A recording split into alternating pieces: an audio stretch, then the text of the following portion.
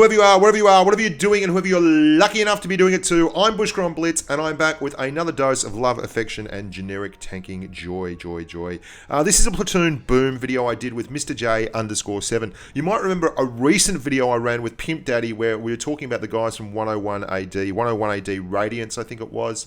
A few of the boys anyway, might have been Mr. Blind or whatever his name is. They smashed it 7-3 in a constant run of Platoon games. So when MrJ sent me a Platoon invite, I thought, bugger me, yes, I will have someone carry me. And didn't he just? Now, the interesting thing about this video is I'm playing the 62A, but I'm playing it as a scout. He's in a T110E4. At no point in this video do I spot less than 3 targets, and I think there's 3 games we're going to have a look at. In this one, I get all 7, and you can see I am just playing very, very passively. Now, but because I got to this bush before the guy in the bush opposite me, my camo is completely set, and it's very, very tough for them to see me. Even if they do see me, I'm at a supremely difficult angle to penetrate in a tank with this much armor, like the T62A. Now, as always, boys and girls, this is a patron-sponsored post. If you haven't thought about sponsoring the channel, the patrons do, and that's the reason why everyone gets the content. I get to put a video out just about every day of the week because there's a bunch of humans out there that love tanks and look after me and allow me to live the dream. Great stuff. Onwards and upwards. So I've been playing this like quite a classical spotter, and you can see Mr. Blind there. Now, he is the big dog, and I want to keep him alive. And you're going to see this a couple of times in the video where I really enjoy playing the 62A like this sometimes. It's a nice release from just being in a wolf pack and running around and being the guy doing all the damage and such. You can still do the damage, but it's not necessary. Now, I am more or less the spotter and bodyguard for the T110E4.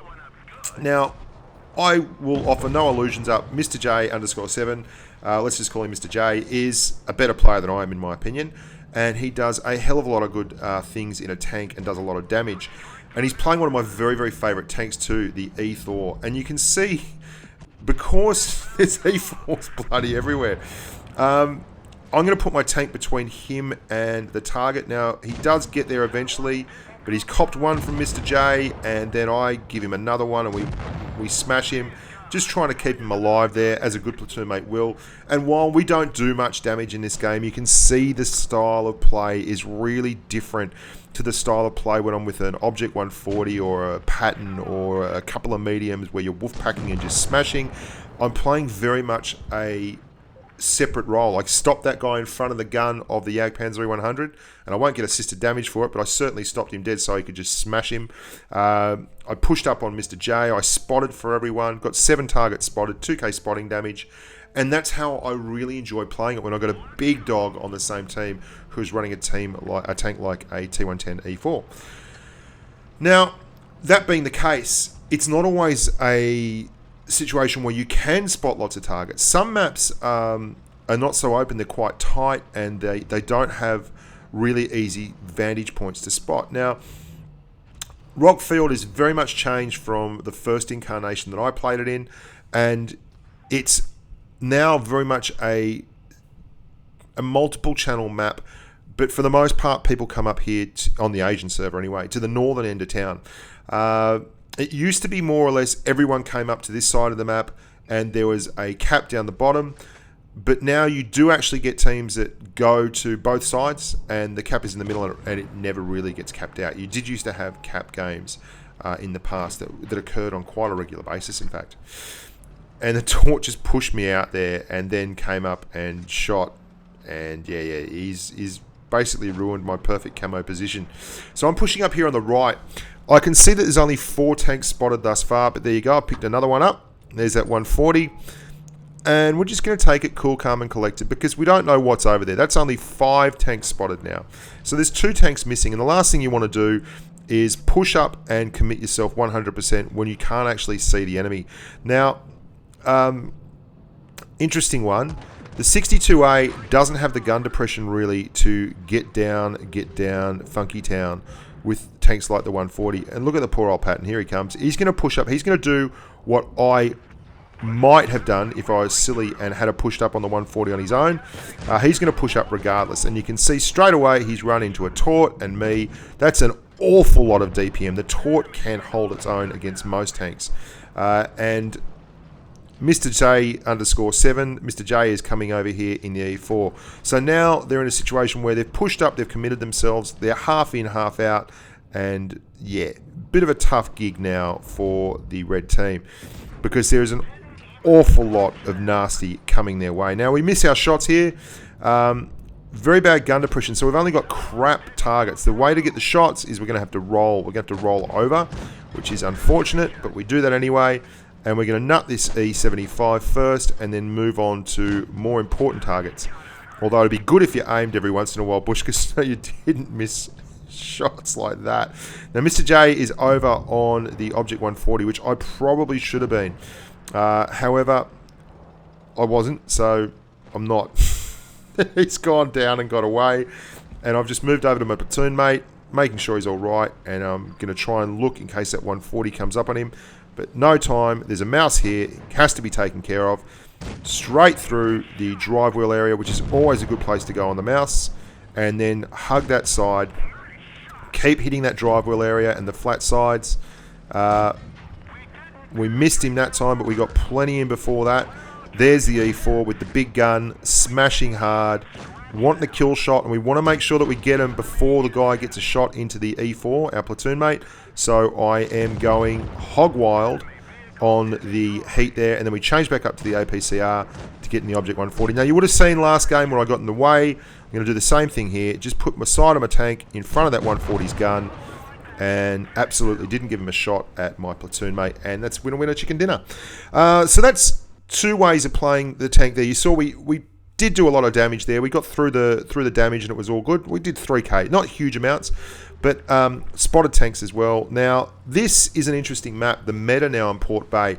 Generally, when you're coming from this side, you watch out because if you get to the left flank here, there are enemy TDs sitting on the big hill at the back. And this is a great video because this shows me making a really stupid mistake. I think because there's no TDs, I can move up here and be a bit more aggressive than I normally would because there won't be any TDs sitting on that hill.